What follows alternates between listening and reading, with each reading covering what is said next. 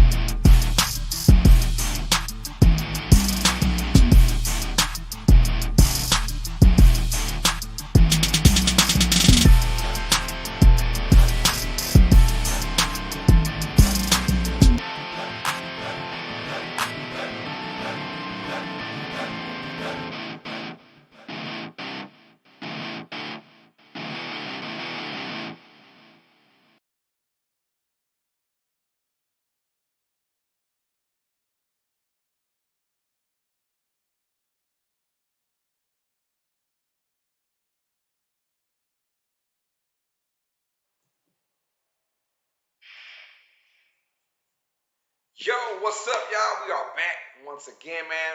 Once again, thank y'all for joining the channel and giving support and all that. I appreciate that. We had a great week of week 2. Here are my thoughts on every game. We'll go down from start to finish, from the Thursday night football game all the way to the Monday night football game. As you can see right here, my week 2 record not good. 9-7. I think anything 9-7 and under, it's just a bad week. I pride myself on being 10-6 or better. So our overall record for the year so far, 19-13. And I mean, it's 500, so can't complain about that too much. But yeah, so that's what it is.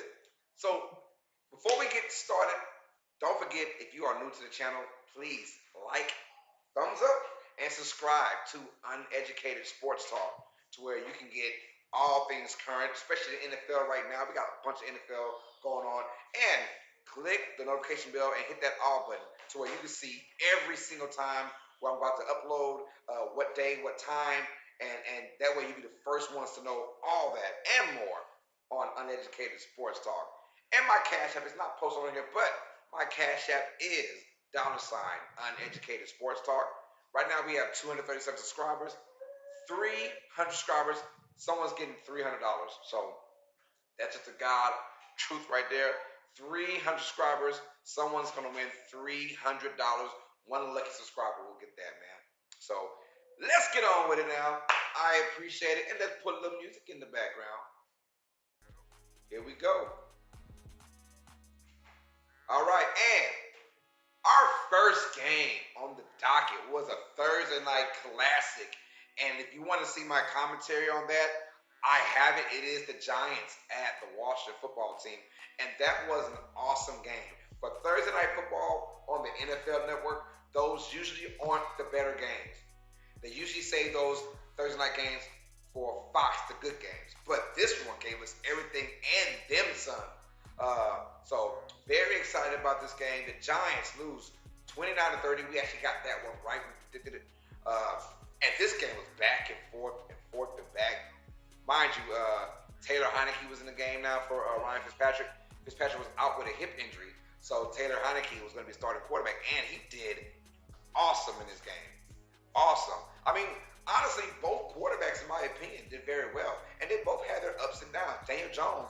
went out there and just did some excellent work, man. Daniel Jones is out there running for like 95 yards rushing. But the Giants' problem, and it seems to be their problem, is their running game. And it's not necessarily Saquon Barkley's fault. The offensive line is just atrocious, man. And they've gotten worse because of injuries now for the Giants. But nonetheless, they stayed in this football game. Both teams did. And it could have went either way. Taylor Heinicke with a massive interception in the fourth quarter for the Giants to score, and the Washington team to drive down and kick a game-winning field goal. They missed the first field goal, but they were iced. The kicker was iced. No, I'm sorry, he wasn't iced. It was offsides on the defense, excuse me. So he got another shot. It was from 48, and he missed it. So from 43, right down the middle, man. Washington football team, now they are 1-1. And I'm telling you, although I do have the Cowboys winning this division, it wouldn't surprise me one bit if the Washington football team wins this division. Or at least they're very successful in this division.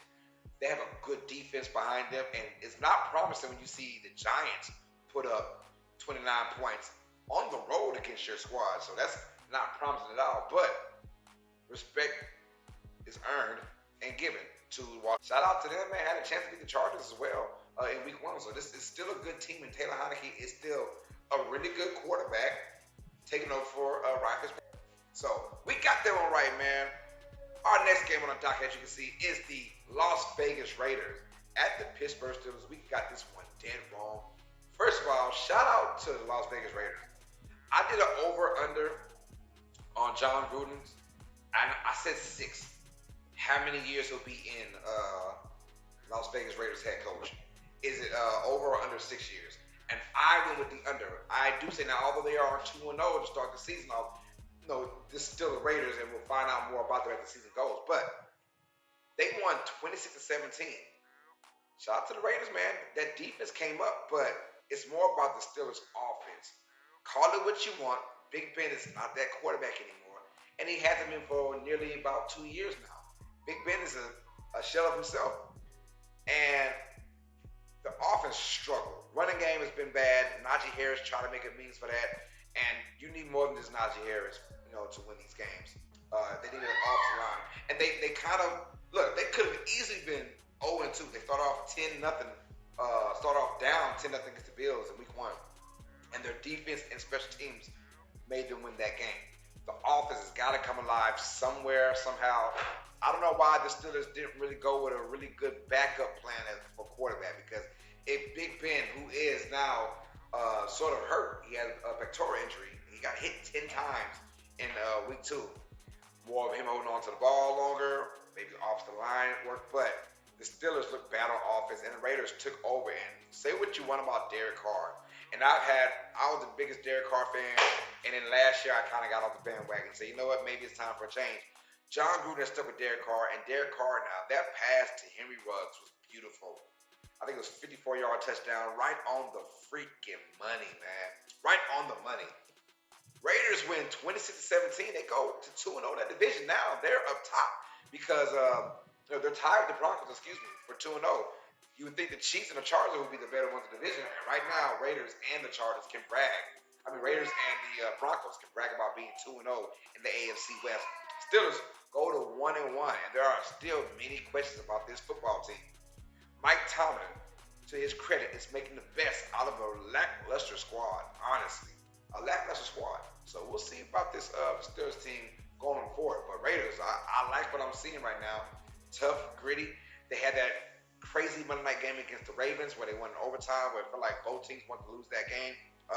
And then, of course, you have them beating the Steelers. So they beat the best AFC North teams in that division, the 2 best teams. And these are 2 teams that are usually in the playoffs every year.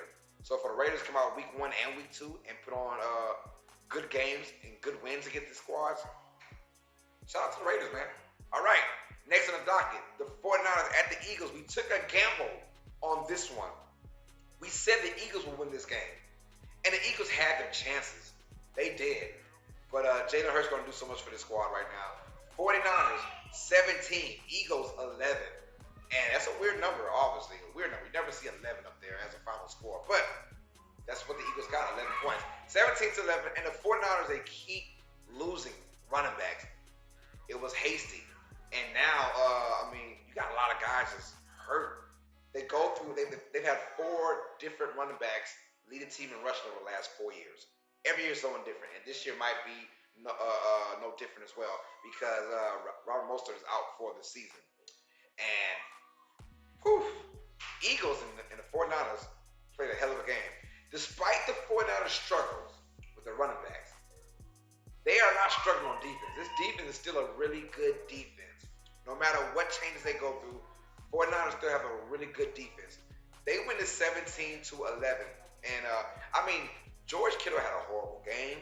Buffalo's going to be the starting quarterback. Trey Lance will get in and out the huddle as Jim Harbaugh pleases. Not Jim Harbaugh, excuse me, wrong 49er guy. As long as Shanahan pleases, excuse me. 17-11 was the final score. The Eagles, their defense as well, played a great game. And that's why I kind of predicted the Eagles to win this game, because their defensive front four can get the Jimmy Garoppolo, and they got some.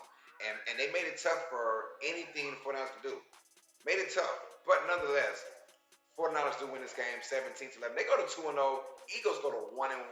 They will be playing the Dallas Cowboys on Monday Night Football, and we will have that live on Monday Night Football. So check that out for your boy, man. Let's get it. 49ers win 17-11. All right, our next game on the docket, we have the Chicago Bears playing at home against Cincinnati Bengals. We also got this one wrong as well. That's 3 straight games we got wrong, and I was like, what is going on?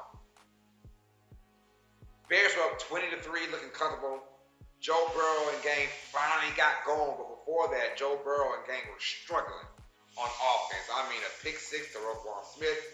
Joe Burrow threw 3 interceptions in this game, and for the first half, just looked like they didn't belong in the NFL, honestly. The Bears somehow won this game. I don't know how. Andy Dalton, out with a knee injury. He's pretty much 50-50 to come back for week 3. We don't know about that. But then insert Justin Fields. Justin Fields really didn't play well, honestly. 6 out of 13, under 100 yards passing. Just didn't look good. But he's a rookie, and they still won the game. He did enough for them to win the game.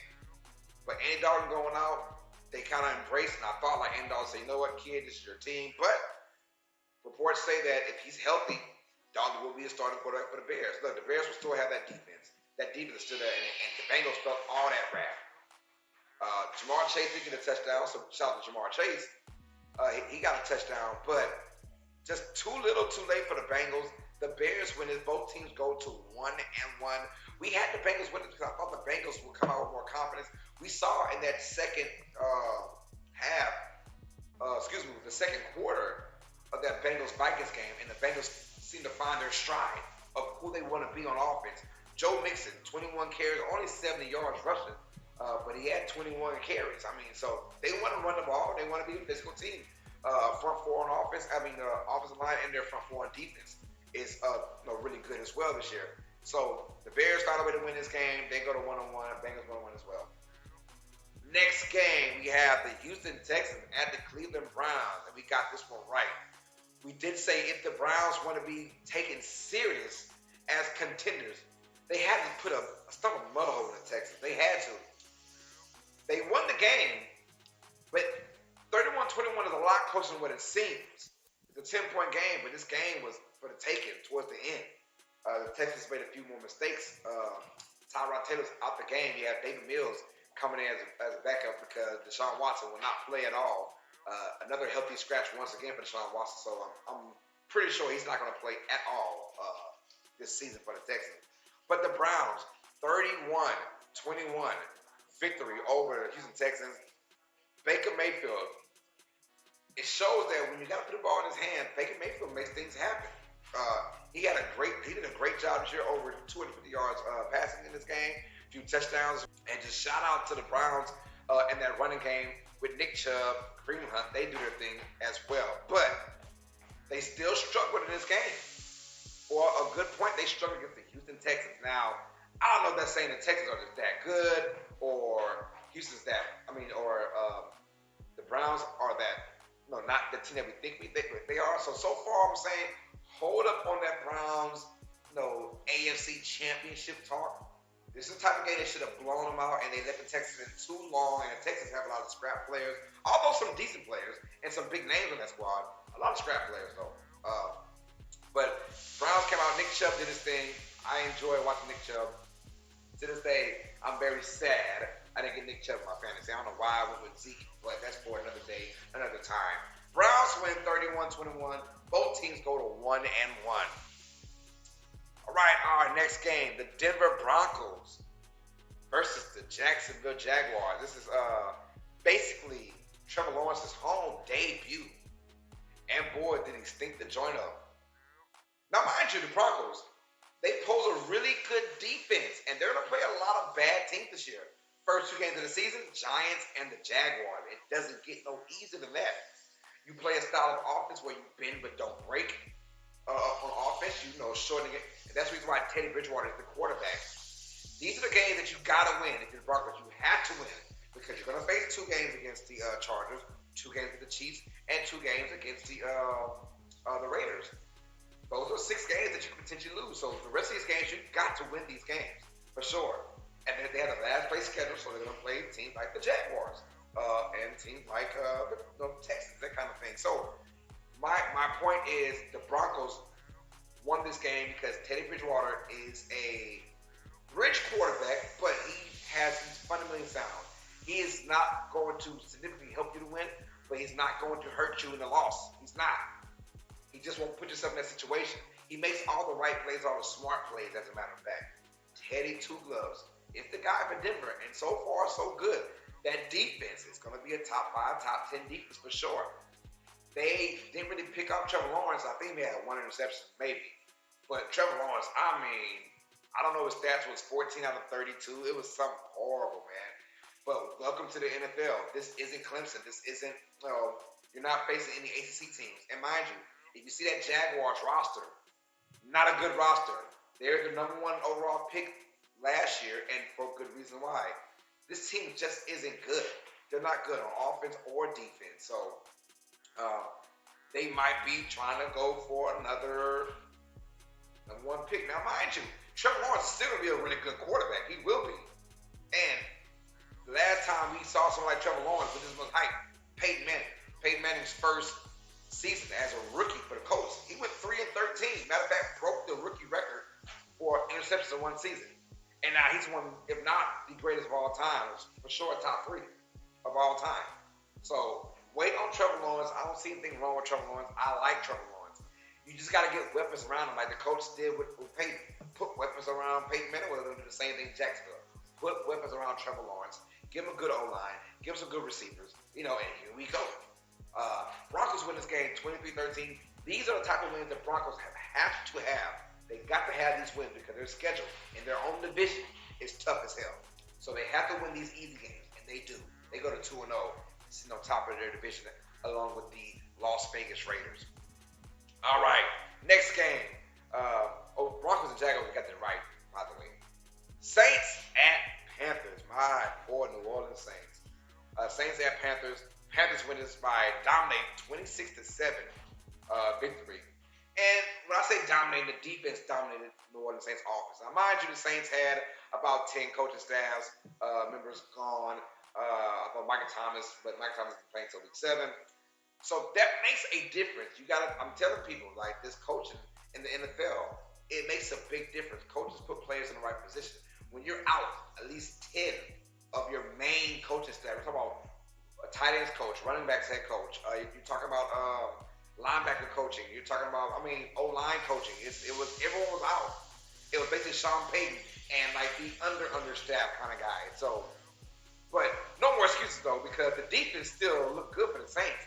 It's just that the offense for the Saints is poor. Shout out to Carolina for putting pressure on that O-line, and there's no excuse because the O-line isn't hurt. Outside of Eric McCoy, the starting center, he's out, but Cesar Ruiz came in for the Saints. Now, I know a lot about the Saints because I'm a Saints fan, so I know I go deep into the archives when it comes down to the Saints. But the defense for the Saints look good.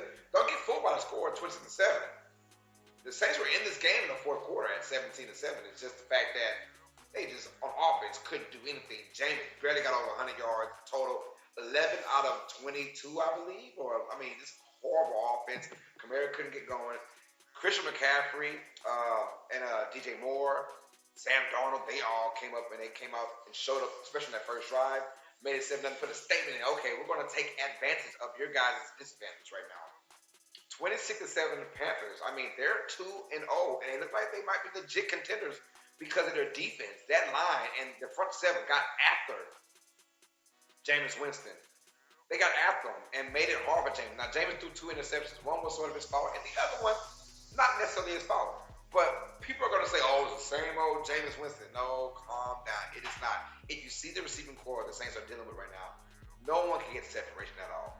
The Saints are going to have a hard time this year if the receivers. Mind you, in game 1 against the Packers, same problems, but obviously things went the Saints' way. But if you look, the receivers cannot get open. They just can't. So it's going to be hard for Jameis to really, do his thing. So Jameis is not revert back to the old Jameis outside of that one play that was like third and whatever, trying to get a first down. That was bad Jameis. But the rest, no. Jameis did okay, but he just couldn't have any time. Panthers come out here and did what they had to do, beat up a team that was kind of vulnerable and fragile as it is. Shout out to the Panthers for taking advantage. 26-7. Christian McCaffrey, just a beast, man. Over 150 yards total offense once again for Christian McCaffrey. Just showing that his dominance in fantasy world and in reality world is just big time for him. Panthers win is 26-7. Our next game, the Los Angeles Rams. After that Sunday night beatdown of the Bears, they go to Indianapolis to face the Colts and Carson Wentz. And the Rams win won by a score of 27-24. Oh, by the way, we didn't get the Saints game right. We got it wrong. Panthers won that. So we chose the Saints to win that. No, didn't happen. The Rams and the Colts played. And the Rams won 27-24. Now, mind you, this game, I thought on paper, man, the Rams are going to go ahead and dominate this game.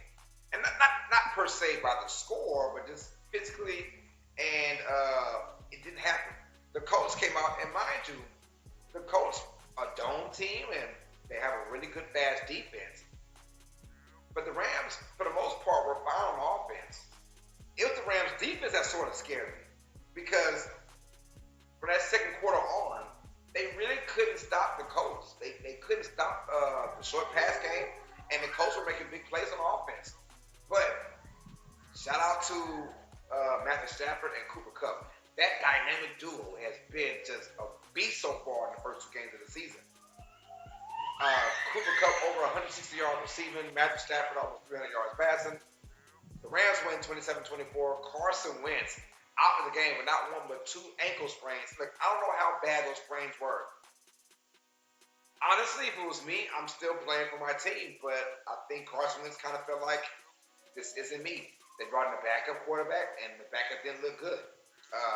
Had a chance to win. Matter of fact, the Colts took a late lead in the 4th quarter, thanks to bad play from the Rams on special teams. Colts took over and had a lead late in the 4th quarter. So the Rams went out there and won that game. And these are the type of games the Rams have got to win. If you want to keep up in the NFC and beat that dominant team that we think that you're going to beat, they got to win these games. And they did that for the most part. They won 27-24. Shout out to the Rams. Shout out to Cooper Kupp. That defense, although did not play to their expectations in that second half, they did a good job in that first half. But mind you, it was a game that the Rams were probably sleeping in. Maybe a little sleepwalking because they did so well against the Bears. Colts are a really good team, and they will be a really good team. Although they had 2 losses, and they're both at home, which is the bad part. You don't want to have the first 2 games at home and you lose them both to the Seahawks and the Rams. Tough. I think the Colts, though, with that defense, they'll be in games. They might not win a lot of games this year, but they'll be in games.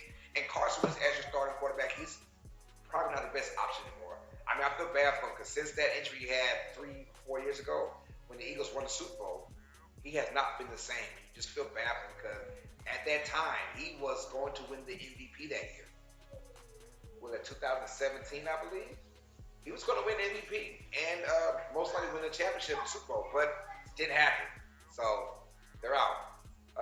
And now Carson Wentz, who's going to be the starting quarterback for the Colts? I don't know, man. I forgot the guy's name already, honestly. But Rams, when it's 27-24. We got that one right. All right. Next game on the docket, the Buffalo Bills at the Miami Dolphins. And boy, although we picked this game right, I didn't see this coming. The Bills win 35-0. Tua Tagovailoa out in the first quarter early, and that seemed to mess everything up for the Dolphins. They had no chance on offense in this game. I already don't like their offense from start because I think Tua just doesn't have a big arm. And the way the Dolphins' offense is set up, they have big-time playmakers. Will Fuller will make his debut in week 3. And then Jalen Waddle, 2 burners. Can Tua get in the football in space? Bye, Austin. but can Tua get the ball in space? Yeah, I don't think he can. And I do like Tua, but they have to have the offense catered towards him. And right now, they do not have the offense catered toward Tua Tagovailoa. Not at all. Bills win 35-0. And now a spectacular game from Josh Allen. It was the running game that finally showed up for the Bills. They did a good job running that football. And having Zach Moss back, too, brought that power aspect back.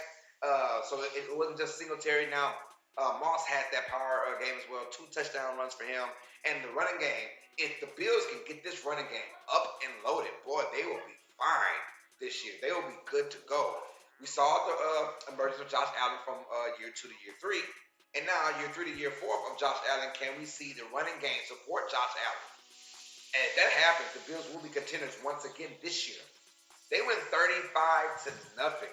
And it wasn't really a good Bills defense. This is very, very bad Dolphins offense. And I feel like this team is going to struggle on offense all year. They're 1-1, both teams 1-1, but I don't see the Dolphins very well. We'll find out if Tua is going to play this week for week 3.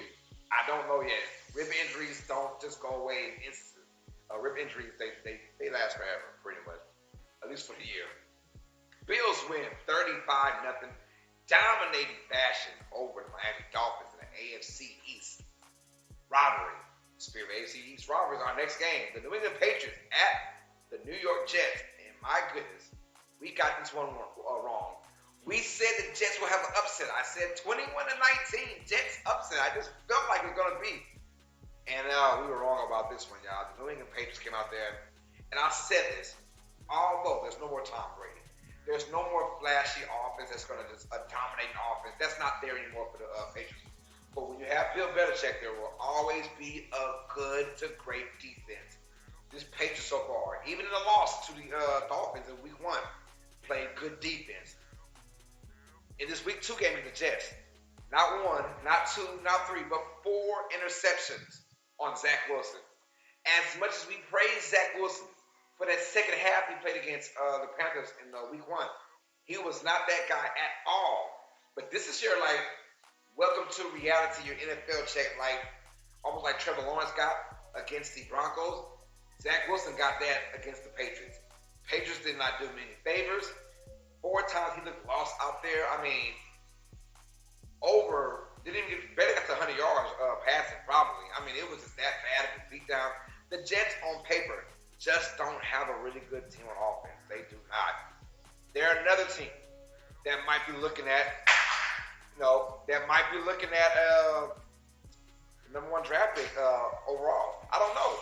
Tough for the Jets. But shout out to the Patriots. Mac Jones doing what Mac Jones does enough. He's one of those. Mac Jones is like 30 years old already. He's one of those guys. He doesn't have the biggest arm. He doesn't have the best touch. But he's going to keep you in ball games. He won't make so many mistakes for this team because Bill Belichick will not let them make mistakes. I can promise you that right now. He won't let them make mistakes at all. Their running game came to life. Talk about for White and Harris. They went out there and Harris had a good game. He had a key fumble in week 1 against who did they play in week 1, Lord? The Dolphins, excuse me. He had a key fumble. But this game, he looked good. 2 touchdowns, over 70 yards rushing, 25-6, a dominating victory for the New England Patriots as they go to 1-1, Jets go to 0-2. Another divisional game, we have defending champions, Tampa Bay Buccaneers hosting the Atlanta Falcons. And we got this one right for sure. We knew that the Bucs would put up points in here, but in a different type of fashion. They put up defensive points towards the end. Mind you, guys, the score is 48-25.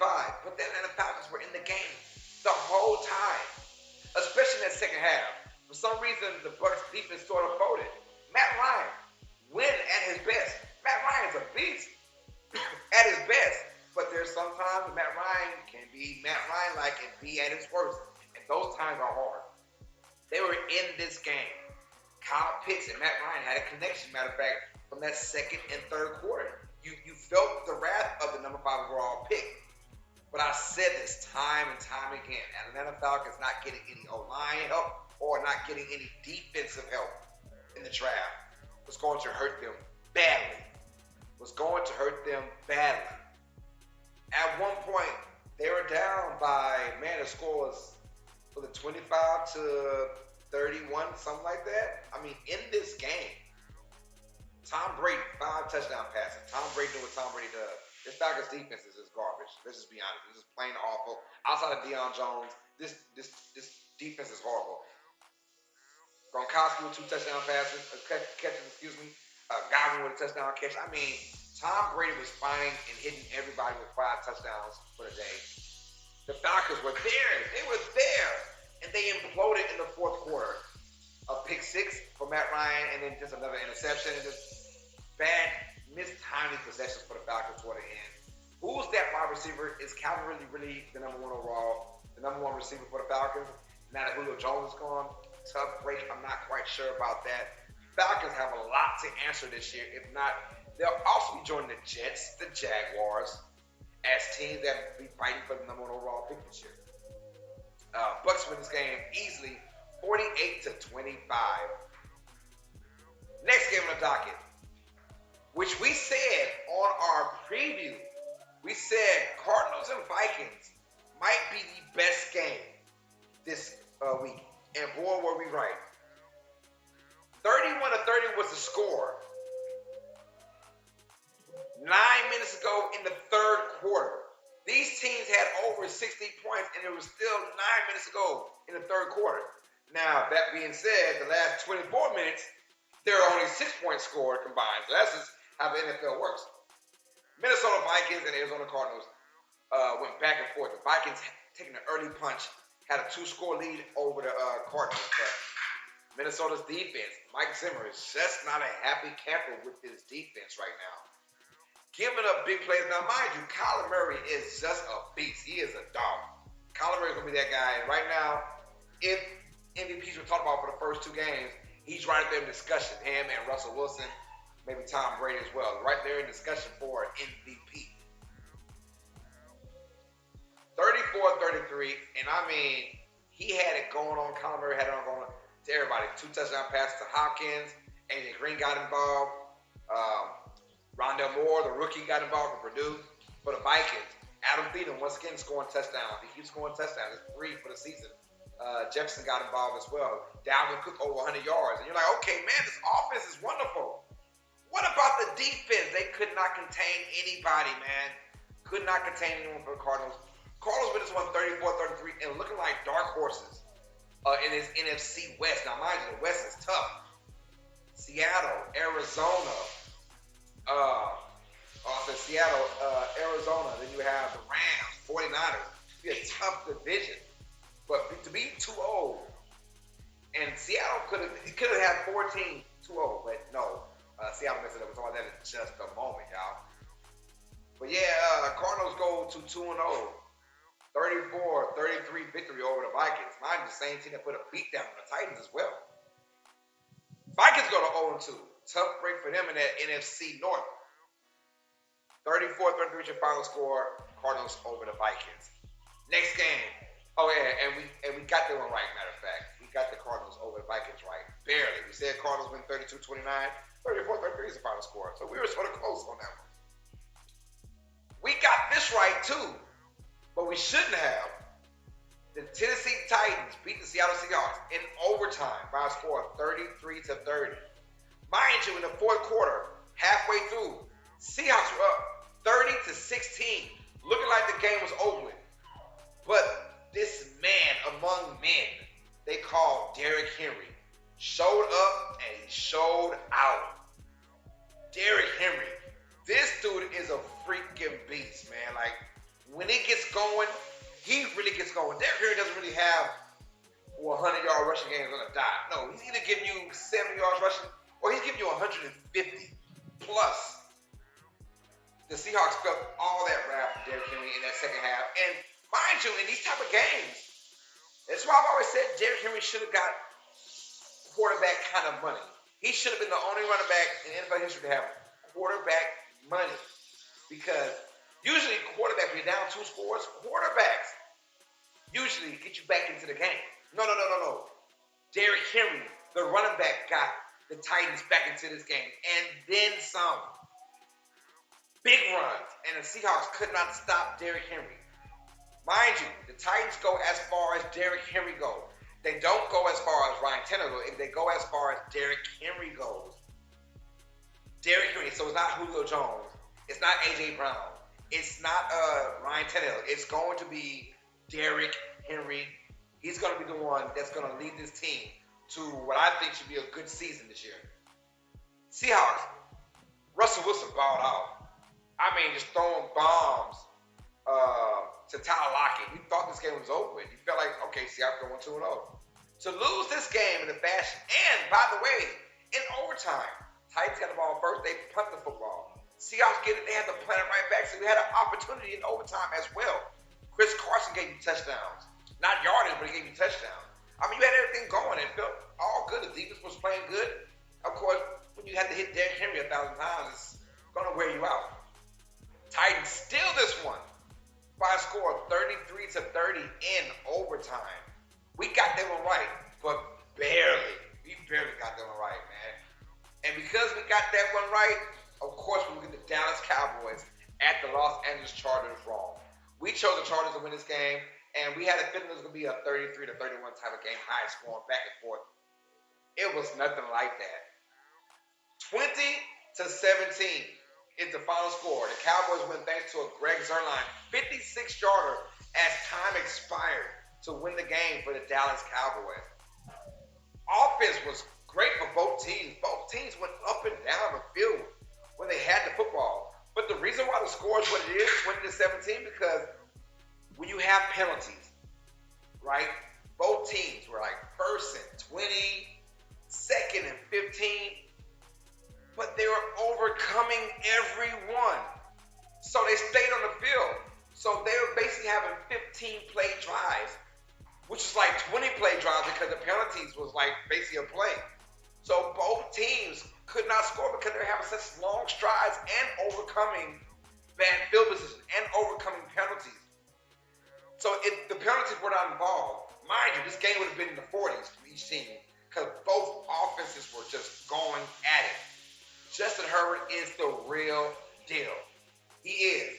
Justin Herbert, I'm in love. We had that game. If you want to see my commentary for the Cowboys and Chargers game for week 2, go back to it. It's on YouTube, man. Check out that game. It was everything from Justin Herbert you want. Outside of the interception that he had early in the game, and Dak as well had an interception early in the game. Both teams just could not find their rhythm thanks to penalties. They overcame them, but doing that, it took forever to score points. I mean, the Chargers were scoring touchdowns, call back because of penalties. Cowboys, big play on offense, call back because of penalties. Offense, penalties were hurting both squads, man. Cowboys won it 20-17, and it was a big win for the Cowboys.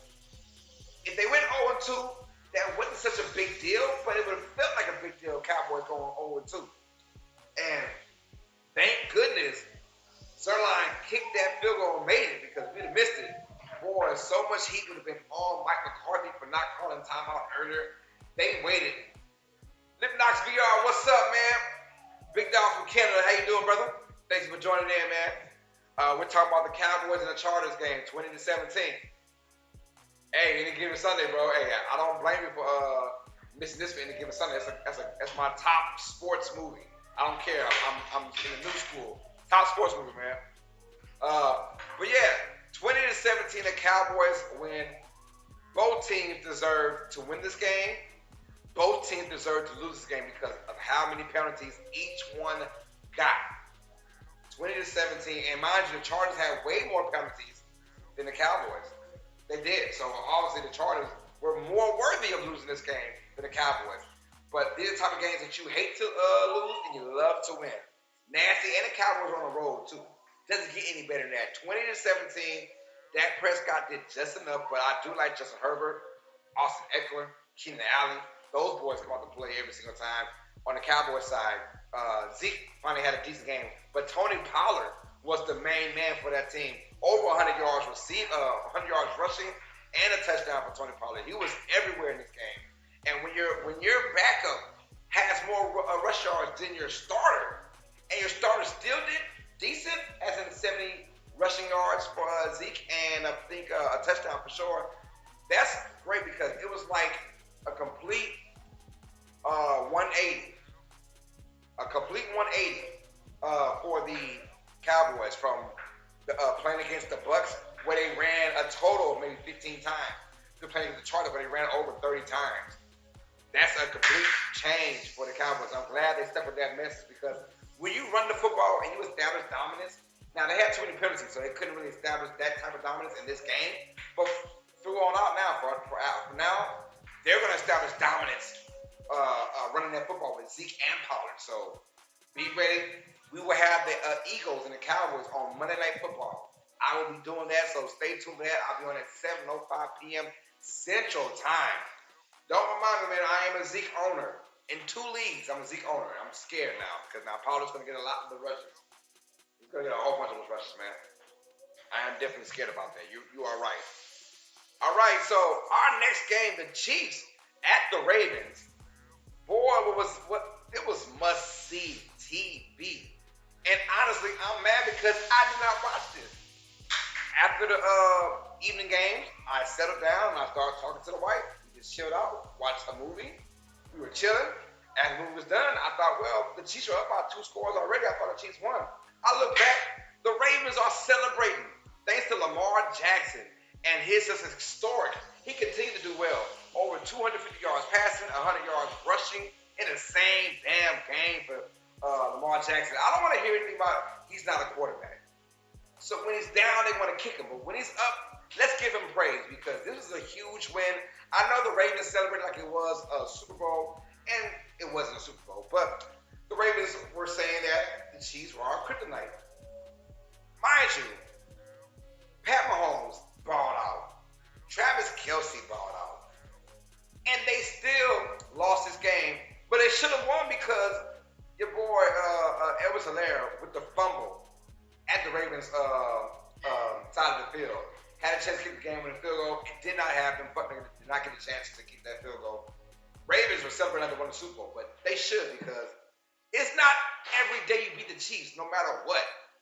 I mean, honestly, the Chiefs have only lost, what, in 3 years? They've only lost like 7 games.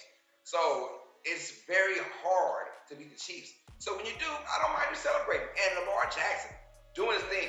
Marquise Brown might be finding his stride now. He's been balling out, man. Yes, you're right. Lamar Jackson is a running back who's also really good at playing quarterback. When Lamar Jackson's sitting as high as quarterback, he is a beast. But there are times when Lamar Jackson can be low as a quarterback as well. There are times that Lamar Jackson will struggle at playing quarterback. This wasn't those times, man. He did a damn good job, especially in the second half. Poise.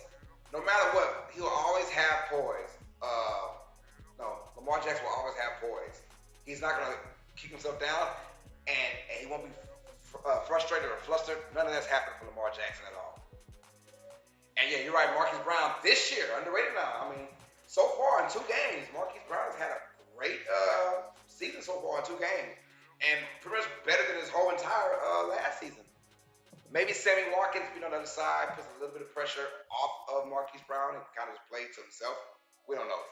But yeah, 36-35, the Ravens win. Both teams now are 1-1. We got that one wrong. We just for sure thought the Chiefs were going there. And we said it. We called it high scoring. We said 38-34. I said Chiefs would win 38-34. I thought it would be high scoring. But 36-35, same. Ravens win though. So we lose that one as well. And now, our final game, Monday Night Football. The Detroit Lions at the Green Bay Packers. And the Packers had that just horrible first start against Saints. That game won. And shout out to my boy Lip Knox VR, man. He was there with me the whole time watching this Monday Night Football game, man. So thank you for that, big dog. Appreciate that, bro. But the Packers win it 35-17. But don't let this score fool you. The Packers did score 21 unanswered points, but man, did the Detroit Lions just hand this ball game over? I mean, it was a 21-17 game. Packers are up. The Lions were driving in this game. And mind you, they don't have the best receivers in the world. Don't have the best line in the world. But the running backs did well. Jamal Williams, DeAndre Swift. I mean, that tandem is going to be just nasty all year. I enjoyed it, man. So the Lions go out and they're up 7-0, 14-7, 17-14 at the half. Halftime score, Lions up 17-14. Packers scored their first position of the half. The Lions are driving to either kick a field goal or take the lead. It is 4th and 1. Mind you, in this entire game, the Lions have not been stopped at all. If you don't believe me, go ahead and watch my commentary from the Packers and the Lions if you want to do that, man. Watch the commentary from last night. I was saying, no one's stopping you running. It was 4th and 1 on the Packers, I believe, 32, 33-yard line. No one was stopping them at all. And they decided on 4th and 1 to put the ball in Jared Goff's hand and throw the football. That is not the recipe of success. If I'm Dan Campbell, a little kiss. Keep it stupid simple. Keep it stupid simple. When it's 4th and 1, 4th and inches, you got Jared Goff, who's a big body quarterback. You sneak the football in. Don't play dumb. You haven't had a negative yard run the whole entire game. They decided to go for a quick out on 4th and 1, and it drove me crazy. Incomplete, and that was all she wrote. The Packers went on there and dominated, got another touchdown.